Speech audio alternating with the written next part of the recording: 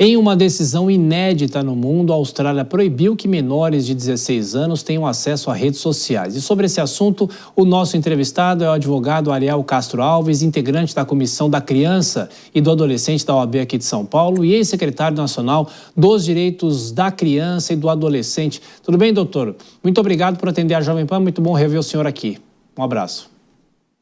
Boa noite, Tiago. Bom revê-lo. Muitos anos que nos falamos sobre questões da infância e juventude, e é um prazer participar do programa do Jornal Jovem Pan. Muito obrigado. Bom, doutor, independente, é uma outra discussão sobre como que as empresas vão fazer para restringir ou para proibir de vez, obviamente, impedir o acesso às redes sociais. Mas eu começo perguntando o seguinte, esse é efetivamente o caminho, proibir menores de 16 anos de ter qualquer tipo de acesso às redes?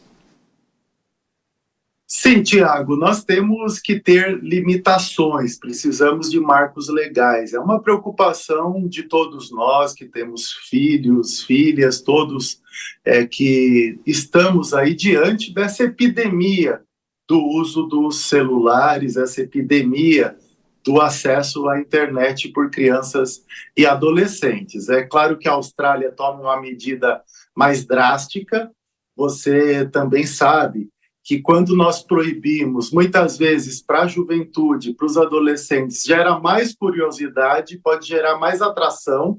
Nós sabemos que as proibições por si só nem sempre têm efeitos. Os cigarros eletrônicos no Brasil são proibidos, mas estão aí amplamente utilizados. A gente vê nas portas de escolas, a gente vê os adolescentes utilizando com frequência. As drogas também são proibidas, infelizmente são muito usadas. O álcool é proibido para adolescentes, também é muito utilizado por eles. Então, a proibição por si só, nós sabemos que ela tem efeitos restritos. O principal trabalho é educacional, é de conscientização. É obrigatório que todas as escolas hoje tenham matérias relacionadas ao exercício da cidadania e à cidadania digital, o acesso saudável às redes sociais, à internet e como se prevenir dos crimes. Você mesmo noticiou agora há pouco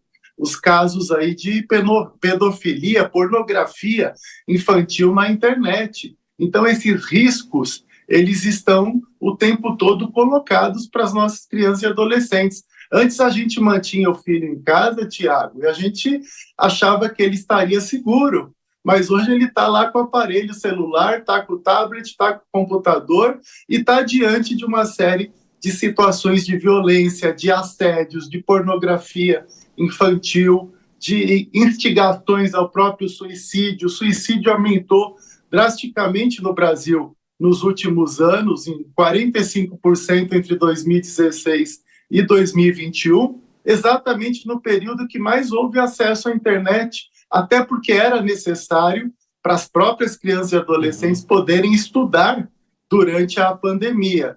Então, nós temos que ter todas essas preocupações, o aumento dos casos de ansiedade, de depressão, de vários sofrimentos psíquicos. Então, diante disso, o Brasil hoje já discute no parlamento a proibição, as restrições, e o mundo todo está debatendo o assunto. Doutora Ariel, vou chamar a Dora Kramer para participar da nossa conversa. Dora, sua pergunta. Boa noite. Olha só, eu compreendo quando o senhor diz que é melhor, é mais eficaz lidar com as coisas, né, do ponto de vista da educação, de saber como lidar com as coisas, do que simplesmente proibir, é mais eficaz, mas a proibição também tem uma função. E tem essa questão das escolas. Eu queria saber qual é a sua posição, o que o senhor acha, se é realmente eficaz essa proibição do uso dos celulares nas escolas.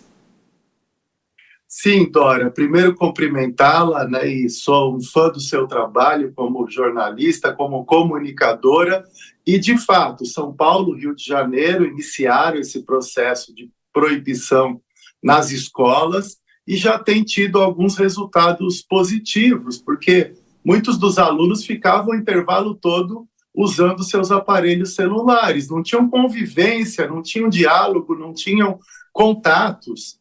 A criança ela tem que brincar, tem que ter atividades esportivas, não pode ficar o tempo todo ociosa, sentada. Isso até dá problemas de saúde pública. Então, nós temos já bons resultados de não uso também nas salas de aula, nos estados do Rio e São Paulo, que começaram essas medidas, já tem legislação nacional sendo debatida no Congresso Nacional, mas, é claro, é necessário também ouvir as próprias crianças e adolescentes, ter consultas públicas, ter audiências públicas, não pode ser simplesmente algo imposto pelos adultos, como se crianças e adolescentes não fossem sujeitos de direitos, fossem meros objetos de intervenção dos adultos e do Estado. Então, eles precisam participar desses processos. Eu sei que a Austrália fez um processo de oitiva das crianças, dos adolescentes, dos pais, das mães.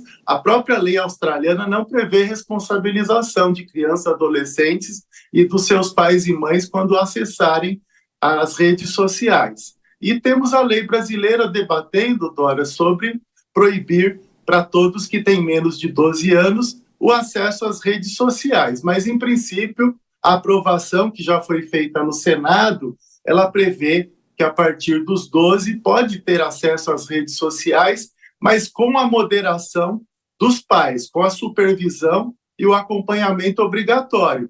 Até porque devemos levar em conta que se a criança ou adolescente com menos de 18 comete um determinado ato aí ilícito e que gere danos morais, calúnia, injúria, difamação, outros atos, ela pode ter o dever de indenizar, mas quem vai indenizar são os pais que vão indenizar a pessoa que sofreu aí os efeitos do ato ilícito praticado pela criança ou adolescente. Agora, os adolescentes respondem pelos atos infracionais perante as varas da infância e juventude.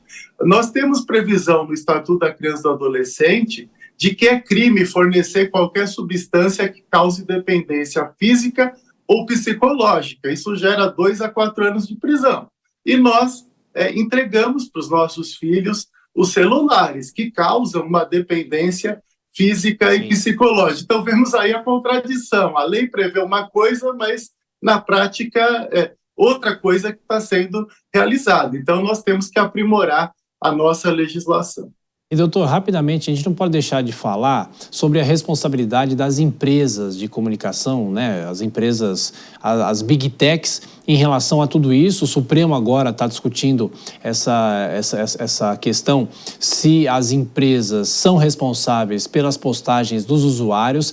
Em linhas gerais, eu sei que é um tema muito amplo, que a gente podia ficar aqui horas falando sobre isso, mas a responsabilização das empresas em relação a tudo isso, doutor?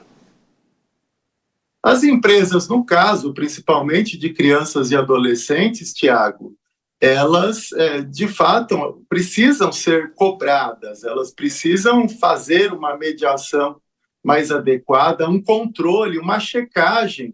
Hoje, qualquer criança entra na internet, se passa por um adulto, em boa parte dos aplicativos, às vezes até aplicativos relacionados a questões de sexo, de namoro, de várias outras situações, então, totalmente inadequados para crianças e adolescentes, os jogos online, muitos adultos se passam por crianças para assediar, para tentar ter contatos com essas crianças e adolescentes. Então, nós precisamos ter um controle mais adequado da documentação, da checagem, da identidade das pessoas que acessam a internet, porque senão qualquer legislação vai ser fracassada se essas empresas não tiverem, de fato, essa responsabilidade de checagem. É claro que nós temos uma situação muito ampla aí pela frente, levar em conta as últimas pesquisas com crianças e adolescentes no Brasil,